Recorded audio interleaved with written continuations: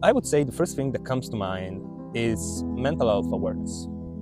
Why I say so? Because we live in a society right now, and as I'm saying that, I feel old saying that. Because a lot of people, especially old people, talk like that, like society today is bad. But let's say that on the one hand, we can say that there is more awareness. Awareness is increasing on a lot of, I would say, topics that perhaps before were taboo, so were not considered as much. Let's think about how gender issues are coming back are coming into the agenda and public debate, and there's much more awareness. But I think that one point on which we still lack more, I would say, sensibility is mental health. And I would like both my governments, I'm an Italian citizen, to do more for that, especially supporting financially and economically people that don't have the means but would like to start a psychotherapeutical, yeah. Today I got broken English, I'm sorry. Treatment, but sometimes it's very difficult, especially considering the state of our public health system. Mental health is a big topic. We have gotten to a point in our sort of development, societal development, in which the main concern is growth, economic growth. And all this emphasis on economic growth, which is not anymore community growth, but it's more individual growth, like individual economic growth. For example, let's look at the educational and university offer that we have not only in Italy, but we have in Europe, in the US. And let's look at what is the economic offer. Where do people go? People go to do marketing, go to do management, go to do finance. And I mean, it's important. If you have a productive system that goes that way, it's reasonable and it's logical that people will go there, because that is where the money are. But on the other hand, I think this is more a general question. We're going from mental health to a more general question. Is that truly what the main goal should be? Mattia is doing a PhD at the Lewis University in Rome. Last time I told you about Martina and her 20 cats. Mattia doesn't have 20 of them, but I am sure that he wished he had 20 bulldogs, because he told me that he has a passion for them. And he added that he liked especially French bulldogs. I don't know if I should take it as a compliment. Anyway, I'm now prepared to record an episode with all the animal lovers, but for this time, let's hear what Mattia had to say. In our system, in our productive system, the main goal is growth. It's economic growth. We have that in mind. This is what we are taught since we grow. Yeah. The fact is that this productive system has not only consequences has not only material consequences, has also immaterial consequences. And immaterial consequences concern the cultural side, the social-cultural side. And I think that behind this sort of emphasis on economic growth, there is also a kind of mindset that is instilled into people, on us, on everyone. And this ultimately may create a lot of problems. One of these, I think, that is maybe also this lack of sensibility that we have in society right now. I mean, this is a very general, very, very butchered idea that I have. I mean, right now, we are in a even different era. We are in an era of turbo capitalism, in a sense. Which is what Marx intensified capitalism. Yeah, I would say so. I mean, okay. Capitalism has grown and is sort of reached different fields of our common life. And even social media, for example, all the technology field has been commodified. Yeah. I mean, I hear everything you say. I'm wondering about something, which is that in the polls, at least in France, it's the case, the number one issue of French people, and maybe it's a clear example of what you're describing. Number one issue that people have is daily life and the cost of life and how they're gonna, be able to live and bear all the costs in their daily life. And yeah, I see this indeed this pursuit of economic growth, etc., that people may well criticize and think that it's not so good, etc. But then there's the new iPhone which is out, and then everybody's jumping on it, and yeah, and everything that comes out from our capitalist society is something to get. It's something to jump on the train. Yeah. And I think that it's on the one hand you cannot say it's not good, even if you have to clarify what good means, because if you clarify this, perhaps yes, it's good, because for such a system to sustain itself you need people to buy and you need people to follow this system. Yeah. On the other hand, we should be a bit more aware of how our values are sort of structured. And then, of course, everyone is free to live its life, but I think that we are so much into this system that we are not even aware of what is going on around us, and we are not even aware of our own decisions. I believe it's very the case, because even for me, I realized that I could go, I would be the first to want to buy the new iPhone or something, and then it's true that, but only afterwards, after being in this endless pursuit for economic growth of me, etc., then I realized, well, what I'm doing with my life, I'm just pursuing more and more every time some economic growth, etc., but is that really the most important value, like you were saying about values? So it's something that maybe we get into that, but we realize only after that we are getting trapped and not being aware of that system of our pursuit toward that.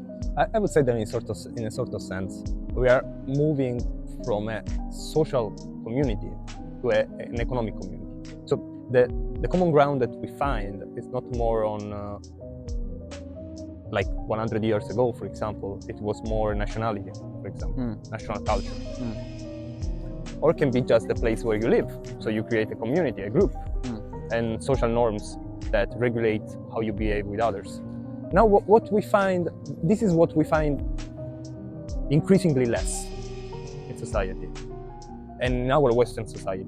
Indeed, what I can feel and perceive is that there is much more detachment between people, and there is much less empathy. On the other hand, we are becoming so much more connected on another level, which is our consumeristic behavior, which is becoming very much unified, I would say. And the problem that I see is that perhaps in this economic community that we have, we don't have a strong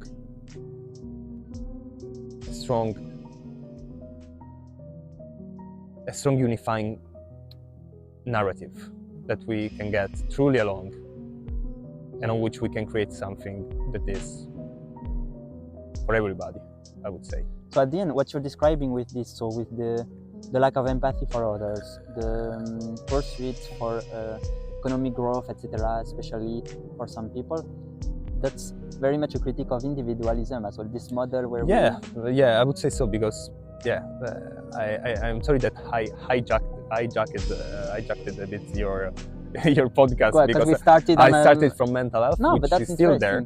No, but this is exactly, it's connected at the end, because you're linking both. But it's like to go there, to arrive to that point, you have to understand where you are. where you are and what your place is in contemporary society. And I mean, you can choose. I mean, I don't know how much you can choose actually, but you can choose to have your opinion. That's for sure. You can choose that,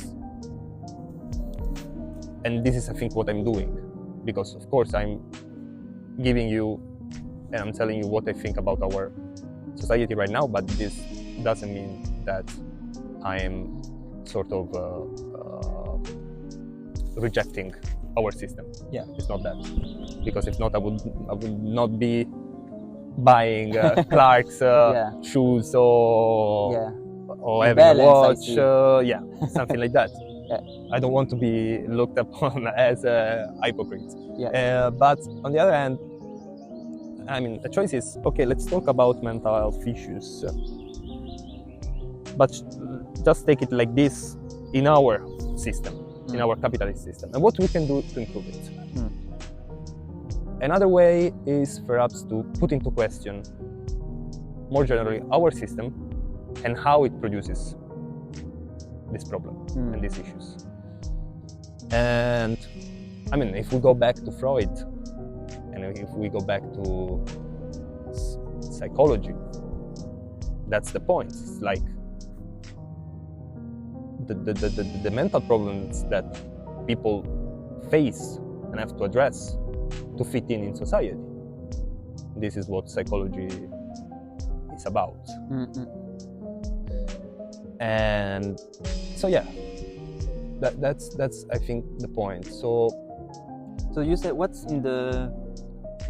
at the end, what's the root of the problem? So I'm not saying that, I don't know actually. I don't know if changing our system will change. No, because indeed you're saying even that you're not saying that you would like to change the system. No, I'm into that. And it would be very difficult to take everything and like leave this sort of system. I wouldn't even know how to do it actually. But I think that we need more awareness on mental health awareness. So from where these problems may come from. And as you said rightly, the problem of individualism, I think that may be considered sort of root of... I come back to a masterpiece of social science, which is a study was a study of the end of the 1800s on what causes suicides in different countries. And what the author found was that the cause, and mainly suicide, was related to individualist society. So you got suicide mainly in societies that had this individualistic value, and that incarnated this individualistic value.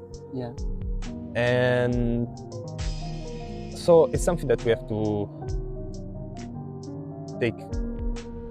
keep in mind. I think this is very important. Yeah, that's vital in that case, I would say even. Yeah. So let's say that it's very hard to pinpoint, to understand where does that come from exactly, and also when did societies turn individualistic.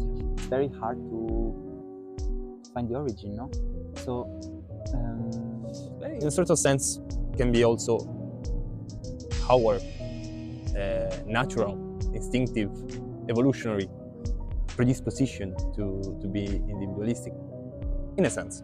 In another sense, this could be debated. Yeah, I mean, because for sure we have both. We have self-interest. Everybody's having their self-interest, and also we rely on others for keeping surviving, etc. So I think, there are these metaphors which are from one from Schopenhauer, one from Kant. But the Schopenhauer one, it's a hedgehog, this animal like that, with many. And they are basically next to each other and trying to get closer to each other because they need each other. And then because of this, I don't know how to call that, on their back, they hurt each other. So then they go a bit further, but they still want to be close. So, you know, it's this tension between we would like to be alone and at the same time we need the others. Yeah, in a sense we are social animals. On the other hand, maybe not. Yes, Kant was speaking of the unsociable sociability of the human being or something like that, which I think is a nice way. But so, apart from that, I think it would be like way too hard to go back to where it comes from, etc. But maybe what's one thing that do you think could improve the situation, at least in our society? Because as you say now, rates of suicide are apparently rising, especially in this kind of societies, and I find it not hard to believe it. So, do you have any idea of something that could improve and maybe break a bit this individualism and bring back some empathy and mental health? I think that one thing that we can do now is to break the taboo, which is still a taboo. Talking about suicide, talking about mental health is still very much a taboo. How this can be done, I think that both this should be done and should be addressed already in our educational system. So people, perhaps not from middle school, but from high school, they should receive more, I would say, education on the topic. And I think that this is very important to get ourselves aware of what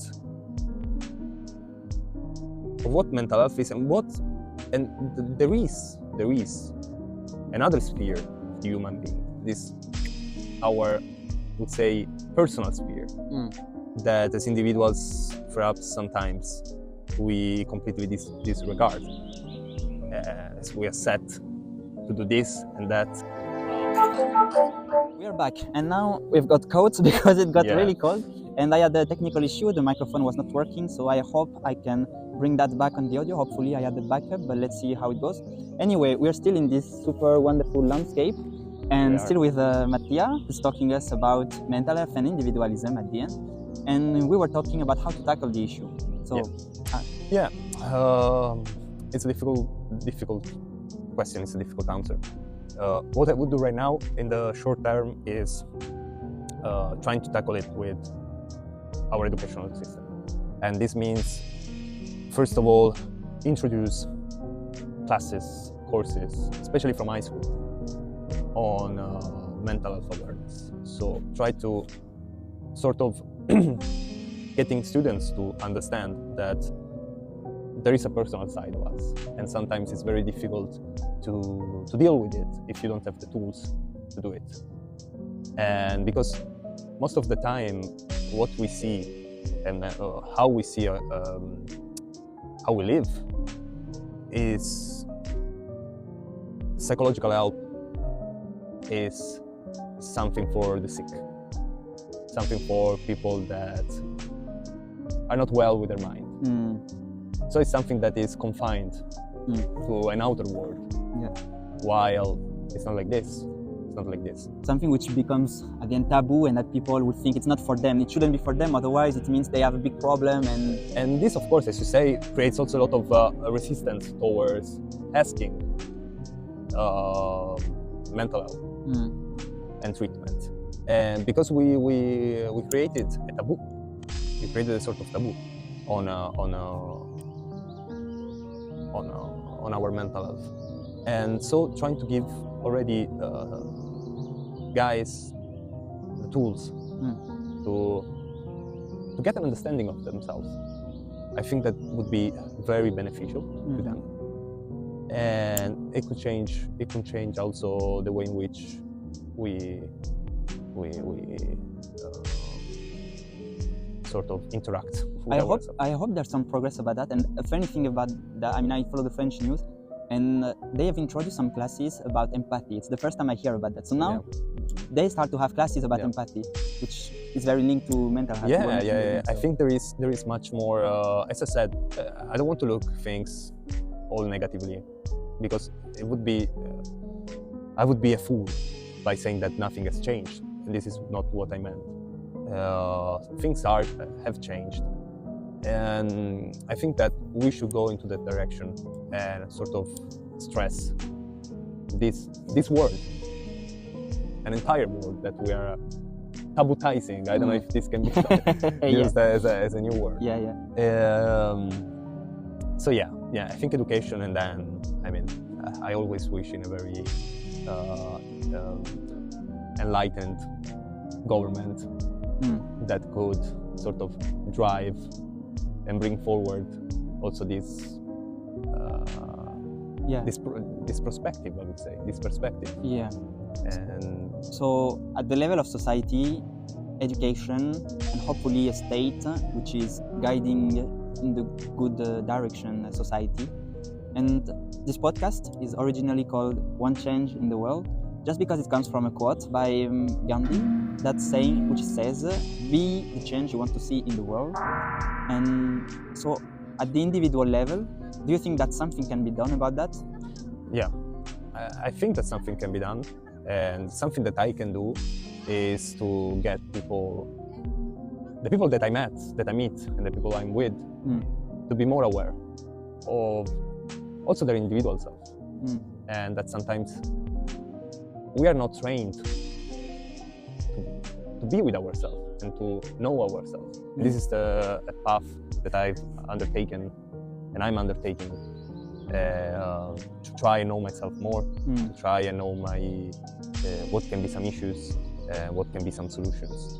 And what I can do is with other people is to make people more aware, also to sort of break and destroy some taboos that people hold. So you're saying with others, let's say breaking the taboo, with ourselves being more aware of who we are and how we feel and how it's going with ourselves as well. And I perceive, but I'm not sure you meant that, but I imagine you could mean that as well, to maybe care more about how the other person feel and ask them, how do you feel, and like have this empathy and establish this communication with others. And this is also a break from individualism that we were talking about. Sometimes we need to do that. Sometimes it's very important. It would be amazing if it would be always like that, but sometimes we have to break from that individualism that makes up our everyday life.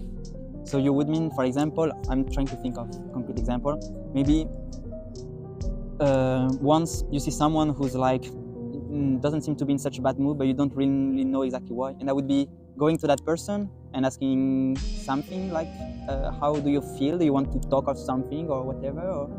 Yeah, I mean, it would be amazing. Like, this is something I would do, I've done. But that you need. I'm not saying that I'm trained, but I would say that you need an eye to do that. And with time, if you take more time to train yourself in also observing. Also social situations. So to have this sensitivity that we're talking about, like to understand, to get to have the nuance to understand the other person, right? Yeah, that would be important. And like, I don't know if people are equipped with that capacity. Just is that something that you? So maybe hence the role of education that you were talking about. Yeah, that brings us back to that. So to the fact that, of course, people have different sensitivities. But at the same time, if people are not given the tools to sort of develop the sensitivities, this empathy, then you cannot expect these people to be 20 years, to be people that understand this sort of things. So, yeah. Okay, and let's, that's on the individual level. We did also education, we did the state. I'm wondering if, social network, as you said, are a buffer. So at the end, counterintuitively, they're called social networks, but it seems like it's actually enhancing, in a way, individualism or something. My question is there a way to switch that in a way that makes social networks really helpful for mental health? Do you think it's possible, or no, it would come in? Well, that's also a very difficult question, because if you think, as you said rightly, social networks were born to, let's say, link, connect people. But then, as everything in society, everything is repurposed and gets a new function. new function. And in this sense, if we look at, perhaps Instagram was created for that function. But more generally, social media have changed very quickly the function that they had to have to accommodate perhaps people's, I would say, tendencies. And one our tendency is the one to being, I would say, noticed. And this is something that we search for. Yeah, and they play a lot on that. Yeah, of course. And this is what the turbo capitalism is right now, because it's always trying to find a way to make good profit. And this is very evaluative, value-free perspective of that. I'm not giving negative connotation to that. It's just what it is. Yeah. If we think of what is behind a social media, and we're now experiencing the boom of shorts, of TikTok, kind of social media. And this extremism of short-term consumption is getting to such levels.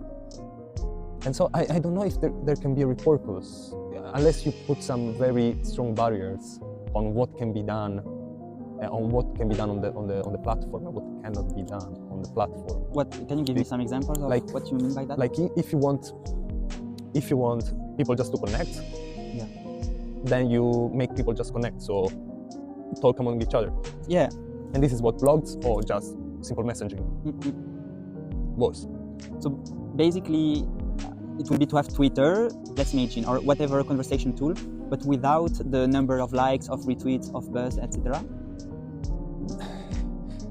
You're going into a very, very difficult topic, because then you see it starts to create a tension.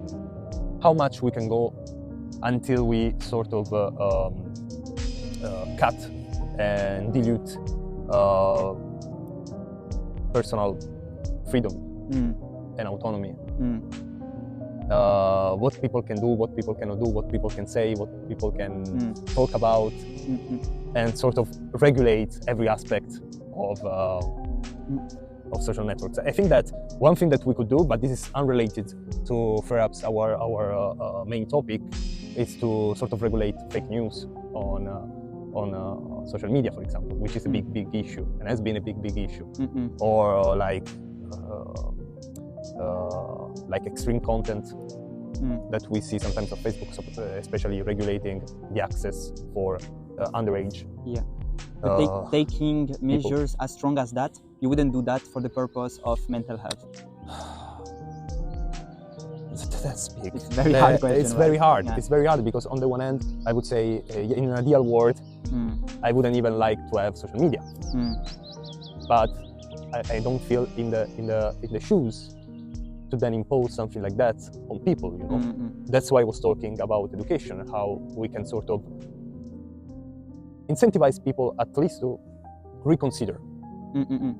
But I think in a way, maybe that's the key, because if you get people to be aware of that, maybe by themselves they will. So you will not need, let's say, to put censorship or something stronger, or to remove a system to forbid some stuff. But maybe people from themselves, that should be the key. That from themselves they realize the impact that such a system has on their mental health and the rate of suicide in their country, and maybe that hopefully by themselves they make the wise decision in not participating in that. I think this is the next goal, the next step of our community, and more generally of our society and our governments. And perhaps what always has been. So try to find the balance between a very crucial right, which is personal freedom, individual freedom on the one hand, and then what is sort of awareness we were talking about. It's very difficult. It's very difficult. But I mean, it was very difficult also in the past, when we had a lot of transformation in our society. Let's think about the last 200, 300 years. Now, of course, we are in a new world, and everything to us seems to be changing so fast. Yet I think that we can still have the capacity to grab these developments and to at least try to redirect and try also to control for some of the worst consequences that this can create. Yeah, so many ideas there. Yeah. We actually explored many more topics, even more than I thought we would. Yeah. Maybe to conclude, so for the first episode I did the summary, but then I was wondering, is it better that the person I talk with do the summary? So let's just try it, and then I'll see if in the future I'll do it. Maybe could you make a summary of our talk? I mean, that was a very convoluted discussion, I would say. In many parts, I didn't make so much sense, but what I wanted to try to say is that, I mean, what came to mind as the main problem, what I would change in the world was, and is still, mental health awareness. But to sort of try to understand mental health awareness, I think that we have to take a step back. This is not to say that mental health is not a problem that we would not encounter in another system, social or economic, whatever system, but we need to understand the roots, or at least part of the factors that may contribute to it. And one of these, this is my personal opinion at least, is that we live in an ever-increasing individualistic society. And so the problem of individualism, especially in a society in which we get so many changes and we get the era of new technologies, social media, and is of turbo capitalism, as I said, is ever more important, as you rightly also included into the discussion. And as now the name came back, as Durkheim said, found, is that individualism is often related to a higher rate of suicide. And the problem of suicide is, let's for example think about cyberbullying, for example. It's something that it was worth mentioning. And so we have to consider all these things. And finally, what we can do right now is to be to get people to be more aware.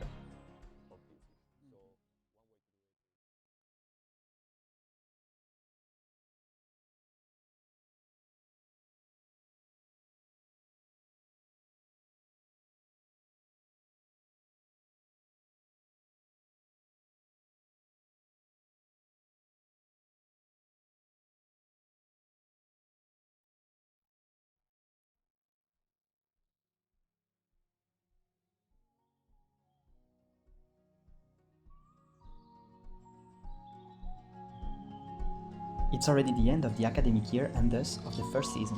I want to thank you so much if you have listened until now, because that means you're not only my very first support, but also my very second support, if that exists.